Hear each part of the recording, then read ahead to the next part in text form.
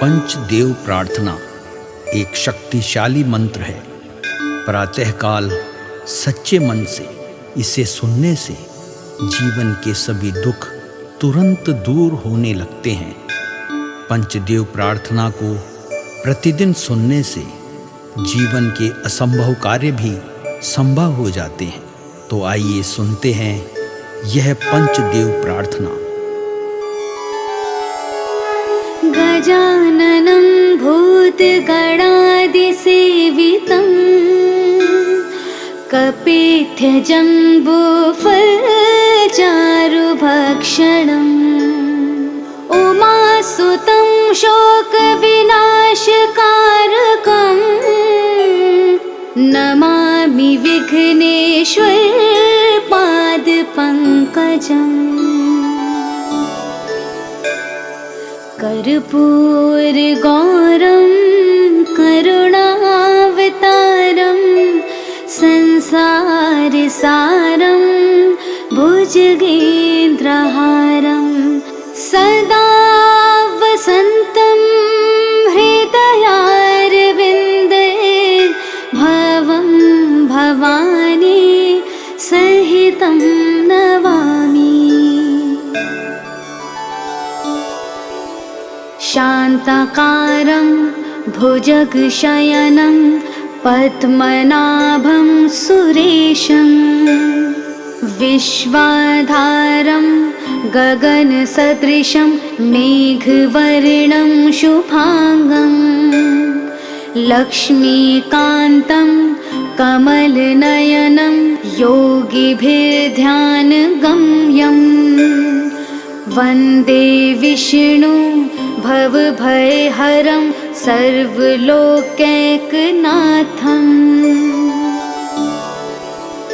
नीलाम्बुजश्यामलकोमलाङ्गं सीतासमारोपितवामभागं पाणो महासायकचारुचापं नमामि रामं रघुवंशनाथम्।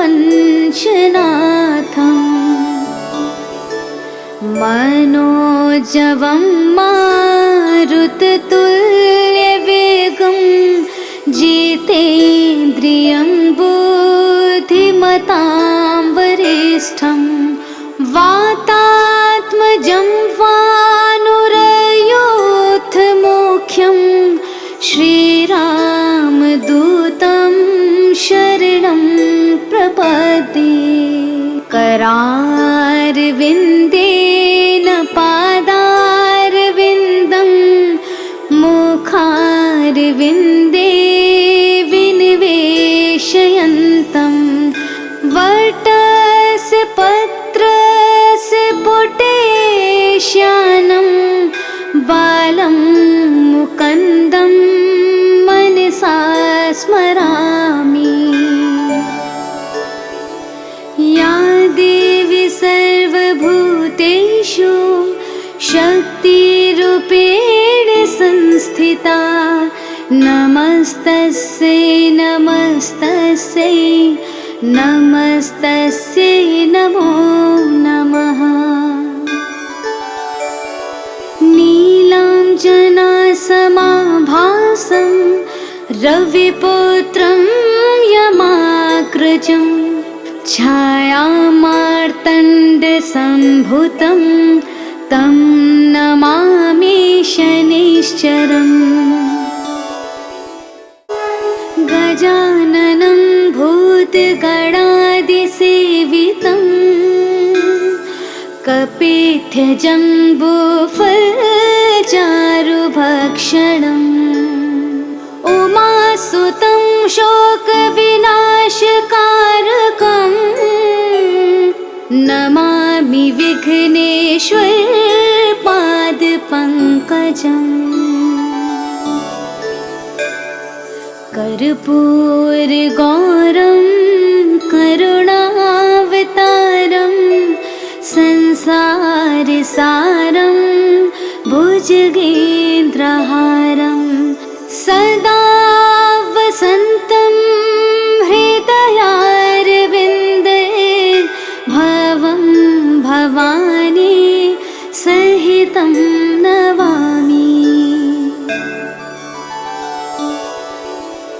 शान्ताकारं भुजगशयनं पद्मनाभं सुरेशं विश्वाधारं गगनसदृशं मेघवर्णं शुभांगं लक्ष्मीकान्तं कमलनयनं योगिभिर्ध्यानगम्यं वन्दे विष्णु भवभयहरं सर्वलोकैकनाथम्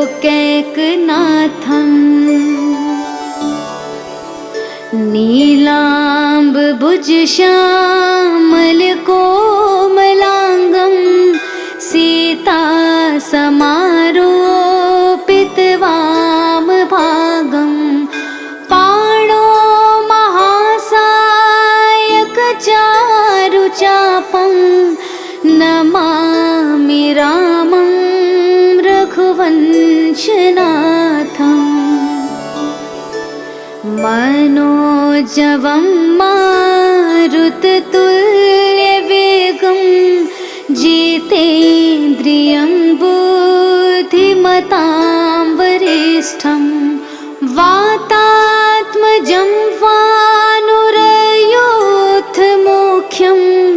श्रीरामदूतं शरणं प्रपद्ये करारविन्देन पादारविन्दं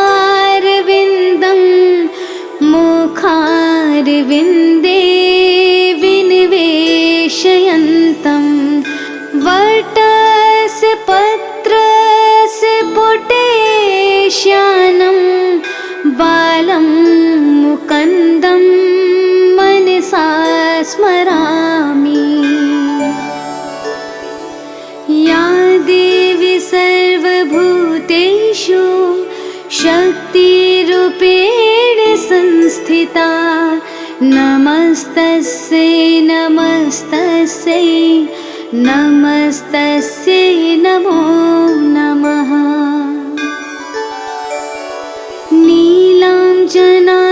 नीलाञ्जनासमाभासं रविपुत्रं यमाग्रजं छायामार्तण्डसम्भुतं तं नमामि शनैश्चरम् गजाननं भूतगणादिसेवितं कपित्थजम्बूफलचारुभक्षणम् उमासुतं शोकविनाशकारकं नमामि विघ्नेश्वर पादपङ्कजम्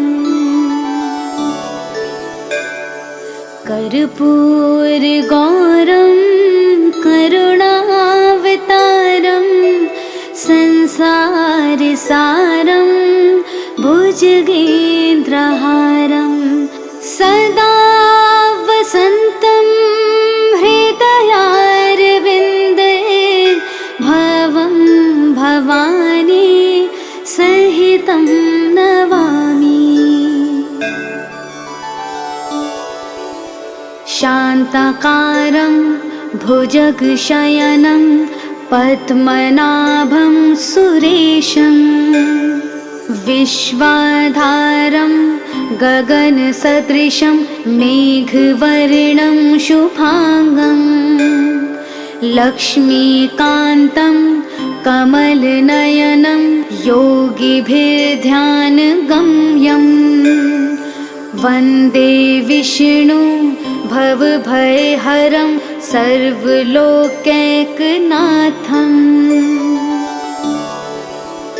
नीलाम्बुजश्यामलकोमलाङ्गं सीतासमारोपितवामभागं पाणो महासायकचारुचापं नमामि रामं रघुवंशनाथम्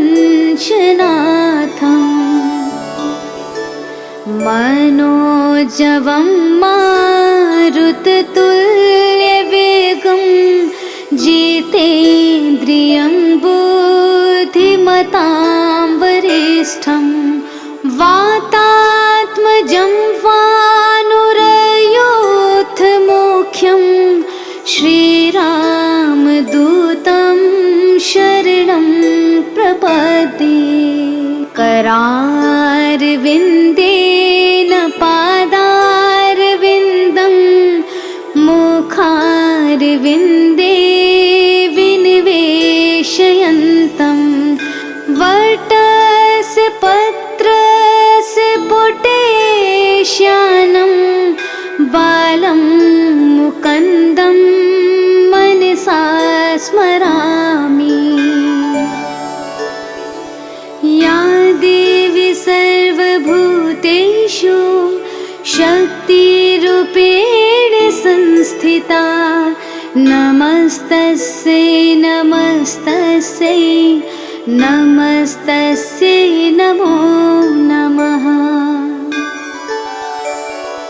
नीलाञ्जनासमाभासं रविपुत्रं यमाग्रजं छायामार्तण्डसम्भूतं तं नमामि शनैश्चरम्। गजाननं भूतगणादिसेवितं कपित्थजम्बूफलचारुभक्षणम् उमासुतं शोकविनाशकारकं नमामि विघ्नेश्वर पादपङ्कजम्। कर्पूरगौरं करुणावतारं संसारसारं भुजगेन्द्रहारं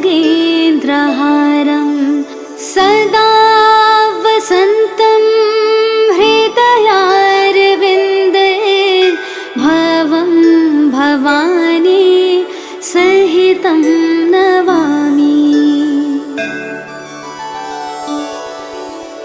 शान्ताकारं भुजगशयनं पद्मनाभं सुरेशं विश्वाधारं गगनसदृशं मेघवर्णं शुभांगं लक्ष्मीकान्तं कमलनयनं योगिभिर्ध्यानगम्यं वन्दे विष्णु भवभयहरं सर्वलोकैकनाथम्।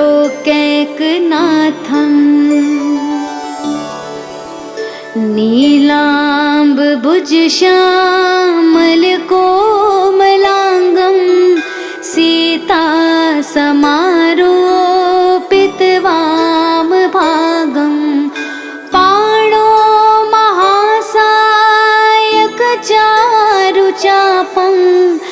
नमामि रामं रघुवंशनाथम्। मनोजवं मारुततुल्यवेगं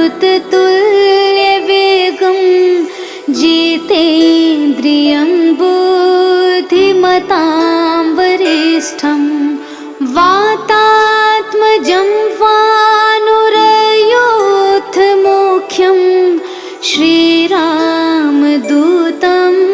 शरणं प्रपद्ये। करारविन्देन पादारविन्दं मुखारविन्दे विनिवेशयन्तं वटस्य पत्रस्य पुटेश्यानं बालं मुकुन्दं मनसा स्मरामि।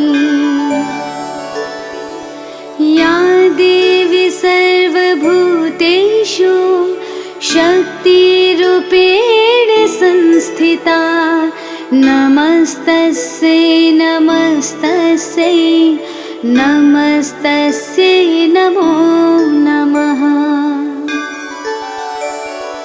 नीलाञ्जनासमाभासं रविपुत्रं यमाग्रजं छायामार्तण्डसम्भुतं तं नमामि शनिश्चरम्। गजाननं भूतगणादिसेवितं कपित्थजम्बूफलचारुभक्षणम्। उमासुतं शोकविनाशकारकम् नमामि विघ्नेश्वरपादपङ्कजम्। कर्पूरगौरं करुणावतारं संसारसारं भुजगेन्द्रहारं सदा वसन्तं हृदयारविन्दे भवं भवानी सहितं नमामि। शान्ताकारं भुजगशयनं पद्मनाभं सुरेशं विश्वाधारं गगनसदृशं मेघवर्णं शुभांगं लक्ष्मीकान्तं कमलनयनं योगिभिर्ध्यानगम्यं वन्दे विष्णु भवभयहरं सर्वलोकैकनाथम्।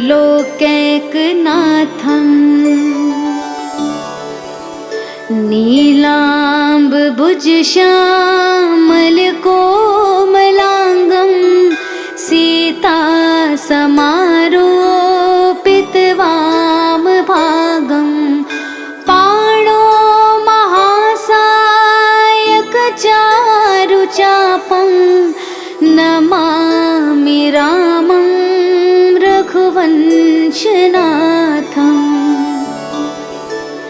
मनोजवं मारुततुल्यवेगं जितेन्द्रियं बुद्धिमतां वरिष्ठं वातात्मजं वानुरयोधमुख्यं श्रीरामदूतं शरणं प्रपद्ये। करारविन्देन पादारविन्दं मुखारविन्दे विनिवेशयन्तं वटस्य पत्रस्य पुटेश्यानं बालं मुकुन्दं मनसा स्मरामि। या देवी सर्वभूतेषु शक्तिरूपेण संस्थिता नमस्तस्यै नमस्तस्यै नमस्तस्यै नमो नमः। नीलाञ्जनासमाभासं रविपुत्रं यमाग्रजं छायामार्तण्डसम्भुतं तं नमामि शनिश्चरम्। गजाननं भूतगणादिसेवितं कपित्थजम्बूफलचारुभक्षणम् उमासुतं शोकविनाशकारकम् नमामि विघ्नेश्वरपादपङ्कजम्। कर्पूरगौरं करुणावतारं संसारसारं भुजगेन्द्रहारं सदा वसन्तं हृदयारविन्दे भवं भवानी सहितं नमामि। शान्ताकारं भुजगशयनं पद्मनाभं सुरेशं विश्वाधारं गगनसदृशं मेघवर्णं शुभांगं लक्ष्मीकान्तं कमलनयनं योगिभिर्ध्यानगम्यं वन्दे विष्णु भवभयहरं सर्वलोकैकनाथम्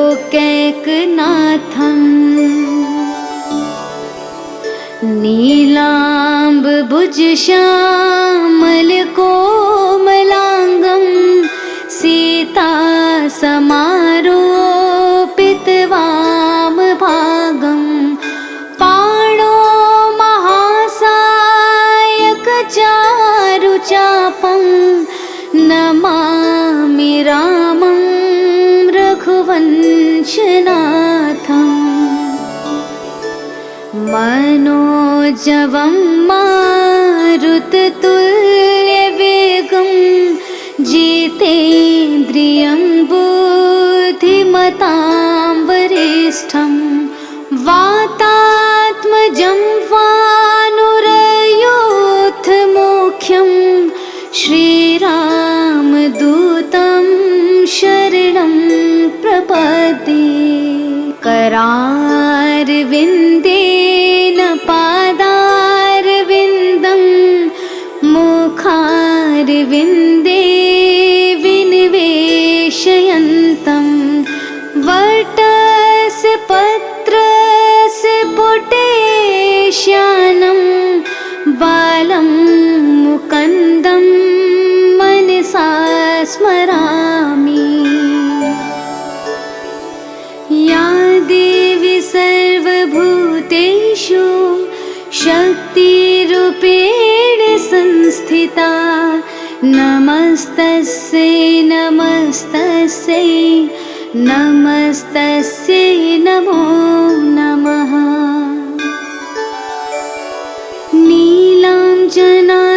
नीलाञ्जनासमाभासं रविपुत्रं यमाग्रजं छायामार्तण्डसम्भुतं तं नमामि शनैश्चरम् गजाननं भूतगणादिसेवितं कपित्थजम्बूफलचारुभक्षणम् उमासुतं शोकविनाशकारकं नमामि विघ्नेश्वर पादपङ्कजम् कर्पूरगौरं करुणावतारं संसारसारं भुजगेन्द्रहारं सदा वसन्तं हृदयारविन्दे भवं भवानी सहितं नमामि। शान्ताकारं भुजगशयनं पद्मनाभं सुरेशं विश्वाधारं गगनसदृशं मेघवर्णं शुभांगं लक्ष्मीकान्तं कमलनयनं योगिभिर्ध्यानगम्यं वन्दे विष्णु भवभयहरं सर्वलोकैकनाथम् नीलाम्बुजश्यामलकोमलाङ्गं सीतासमारोपितवामभागं पाणो महासायकचारुचापं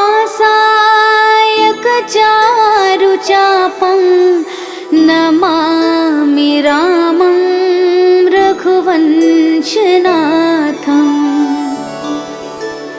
मनोजवं मारुततुल्यवेगं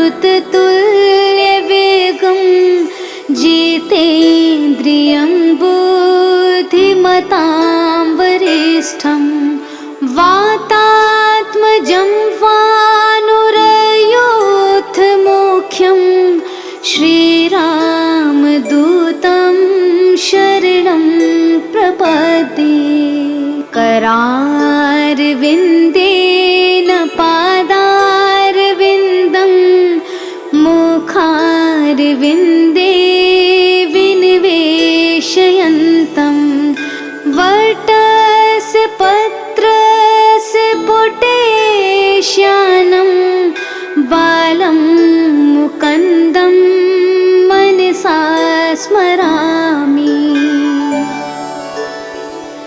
या देवी सर्वभूतेषु शक्तिरूपेण संस्थिता नमस्तस्यै नमस्तस्यै नमस्तस्यै नमो नमः। नीलाञ्जनासमाभासं रविपुत्रं यमाग्रजं छायामार्तण्डसम्भूतं तं नमामि शनैश्चरम्। गजाननं भूतगणादिसेवितं कपित्थजम्बूफलचारुभक्षणम् उमासुतं शोकविनाशकारकं नमामि विघ्नेश्वरपादपङ्कजम्। कर्पूरगौरं करुणावतारं संसारसारं भुजगेन्द्रहारं सदा वसन्तं हृदयारविन्दे भवं भवानी सहितं नमामि। शान्ताकारं भुजगशयनं पद्मनाभं सुरेशं विश्वाधारं गगनसदृशं मेघवर्णं शुभांगं लक्ष्मीकान्तं कमलनयनं योगिभिर्ध्यानगम्यं वन्दे विष्णु भवभयहरं सर्वलोकैकनाथम्।